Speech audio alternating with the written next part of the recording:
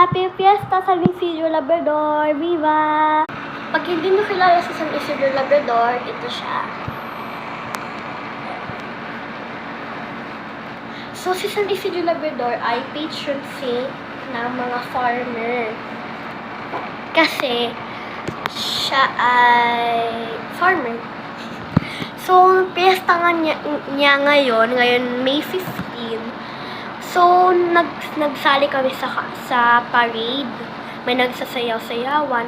Tapos habang yung nasa chapel na kami, nag-ablutan na sila ng mga sa karosa. Kasi may mga fruit at mga vegetables. So, yun.